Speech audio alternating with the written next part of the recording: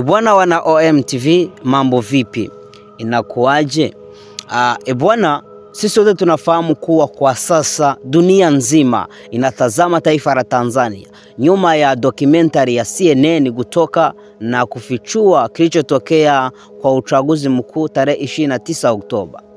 So nataka hapa tusikize upande mbili, upande wa Mange Kimambi na upande wa Rais Samia Suluhu. Lakini hapa tunaanza na Mange Kimambi akizungumzia vita vinavyoenda kutokea ndani ya taifa la Tanzania, na ni vita vya kidini, Waislamu na Wakristo. Lakini pia mwisho tutamalizia na kauli ya Rais Samia Suluhu akizungumzia kilichotokea, kulipwa kwa vijana ili waweze kuingia barabarani kudai haki. Bila shaka mwisho utadupia maoni yako hapo kwa uwanja wa comment section. Habari zenu wa Tanzania. Hii video ni ya maana sana. Hii video ni ya msingi sana. Ni lazima kila Mtanzania aone hii video. Hii video lazima itrend. Lazima mtumiane kila sehemu. Sasa ni hivi. For the last week or two tumekuwa tukiona vikundi vya taasisi za Kiislamu au watu tu wanakuja wanasema wao ni mashehe sijui wapi wamevaa sijui barakashia zao ni nini, alafu wanatangaza vita na Wakristo, wanatangaza vita za kidini, wanatangaza wao watachinja waandamanaji, sijui wao watafanya nini. Wanafanya press conference kabisa na vyombo vya habari na wanaongea maneno haya. Cha kwanza kabisa, inabidi wa Tanzania hii situation tutumie akili za mwisho. Yani tutumie akili zetu zote alizotupa Mungu. Tutumie akili zetu zote alizotupa Mungu.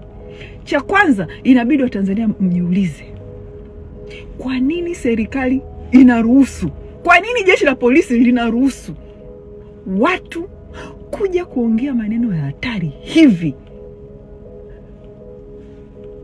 kwenye press conference?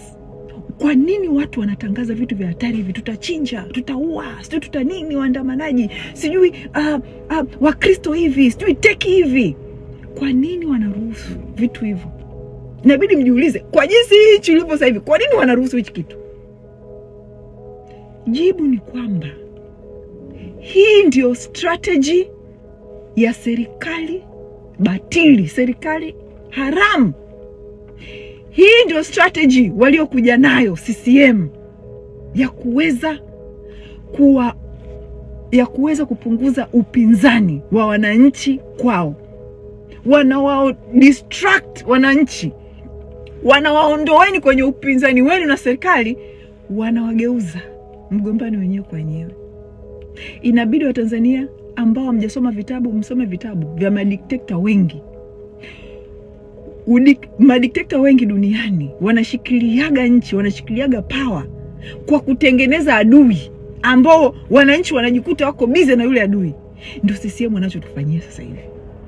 Watanzania sasa hivi tukisha kuwa busy na mambo ya dini, tukisha kuwa busy, Samia kapona. Tukishaanza sasa hivi Waislamu wa Kristo, sisi wenyewe kwa wenyewe, Samia kapona.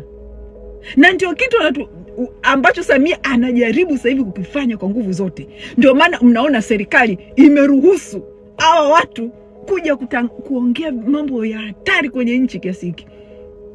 Ndio maana unaona wanaruhusiwa wachukulia hatua. Ni kwa sababu wamewekwa, ni kwa sababu wamewekwa, wamepangwa kuja kuongea hivi na serikali haramu. Samia na mtoto wake wamewapanga waje kufanya hivi ili wao waendelee kushikilia nchi. Sasa sisi kama Watanzania, what can we do kwenye situation? Sisi kama Watanzania tunaweza kufanya nini kwenye situation ambayo sasa hivi Samia na mtoto wake Abdul wanajaribu kutuingiza kwenye vita za kidini sasa wa Tanzania? Yani hawa watu wanaichukia Tanzania kwa kiasi hiki. Yani Samia anataka urais kwa kiasi hiki. Yuko tayari Tanzania iingie kwenye vita ya kidini kuliko yeye atoke. Sasa sisi tutafanya nini? Hiki ndio kitu ambacho tunaweza kufanya. Sisi Waislamu tunajijua. Hatuna shida na Wakristo. Ndugu mpenzi mtazamaji, huu ni upande wa mwanadada Mange Kimambi akizungumza na kudai ya kwamba Rais Samia Suluhu anadai kuleta vita vya kidini kati ya Watanzania. Hapo ni kati wa Waislamu na Wakristo ili ajiondoe kwa matatizo. Nataka usikize alichoandika kwa caption.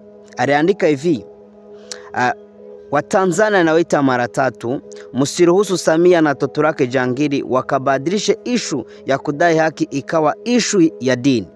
Mkikubali tu kuingia kwenye mjadala wa dini, basi Samia na Kikwete wameshinda hii mechi. They are trying to muddy the water, don't allow them. Ni ujumbe mrefu, nimejaribu kusoma kwa ufupi ili tuweze kuendelea na mambo mengine. Lakini swali langu ni je, Tanzania na vita vya kidini vinatokea wapi na wapi? Maana tunafahamu taifa la Tanzania tangu litoka kwa mikono ya wakoloni halijui kitu chochote ambapo kinaitwa vita. Kwa sasa tunasikia kukosana kwa Kristo na Waislamu, which means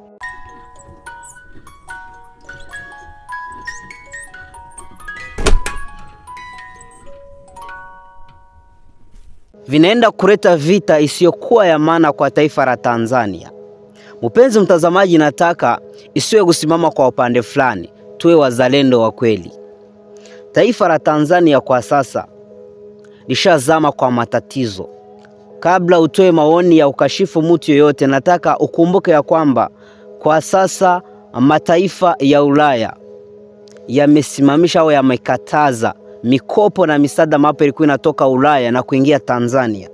Na ikumbukwe mataifa mengi kutoka bara Afrika tunategemea misaada na mikopo kutoka Ulaya. Je, unajua kinachoenda kutokea Tanzania ni kipi? Ni kupanda kwa ushuru. Bila shaka najua wengi wenu mtanipa mfano wa hayati John Pombe Magufuli, maana aliweza kuendesha nchi na kuibadilisha bila kutumia mikopo na misaada kutoka Ulaya. Lakini nataka ufahamu kuwa alijipanga njia ambapo aliweza kutumia. Lakini kwa sasa serikali ya Tanzania haina njia nyingine, maana imeambushiwa na kupatiwa punishment ya kunyimwa misaada na mikopo. Kinachoenda kutokea ni kupanda kwa ushuru. Sisi wote tunafahamu ushuru ukipanda. Tukumbuke mwaka 2024 Kenya kulitokea kupanda kwa ushuru. Nchi yote iliingia kwa kuandamana ili wapinge ushuru, high taxation. Nafikiri kinachoenda kutokea Tanzania hakina utofauti sana na kilichotokea Kenya mwaka 2024, wananchi kuingia barabarani kupinga high taxation. Je, Tanzania itatumia njia gani ya kujitoa kwa matatizo haya isipokuwa kupandisha ushuru? Maana upande wa utalii hakuna mgeni ambaye atatoka makwao ili atembelee taifa la Tanzania nyuma ya kuona documentary ya CNN na kilichotokea kwa uchaguzi, vurugu na uchafuzi. Bila shaka wataovia usalama wao kuingia Tanzania. Kinachoenda kutokea ni kupanda kwa ushuru. Hapa nyuma kwa wiki moja mbili nafikiri Rais Samia aliambia wananchi kuwa itabidi wamejifunga mkanda, maana hakuna njia nyingine, kuwa mikopo na misaada ambayo ilikuwa inatoka Ulaya imesimama. Hiyo ndio njia pekee ambapo anaenda kutumia, ni kupandisha ushuru. Nataka tusikie kauli ya Rais Samia Suluhu akizungumzia kulipwa kwa vijana ili waingie barabarani kwa kudai haki. Vijana waliingizwa barabarani kudai haki. Tunataka kujua haki gani ambao vijana hawa wameikosa na kwa umoja wao waliingia barabarani kuidai haki hiyo. Purpose ya wale vijana kuingia ni haki gani ili tuweze kuifanyia kazi na wapate haki yao. Lakini jengine, tunapofanya hii kazi, hebu tuende tukaangalie matamshi ya vyama vya upinzani. Wale waliokuwa wakisema lazima Kiwake hapakaliki, lazima aondoke, lazima kiwe hiki, uchaguzi hautafanyika. Kitu gani hasa kilichowaletea kufanya vile?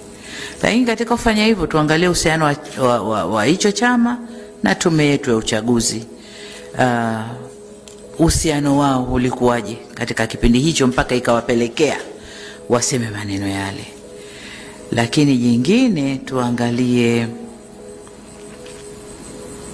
role bali ya vyama vya siasa vilivyoingia kwenye huo mgogoro, NGO zetu za ndani na za nje. Tunaambiwa kwamba vijana wale walioingia kudai haki walilipwa fedha kwanza ndio wakaingia barabarani, na wengi wao waliingia barabarani kuendana na hizo fedha walizopewa. Je, fedha zilitoka wapi? Zilitoka wapi? Kwa hiyo haya tukaangalie.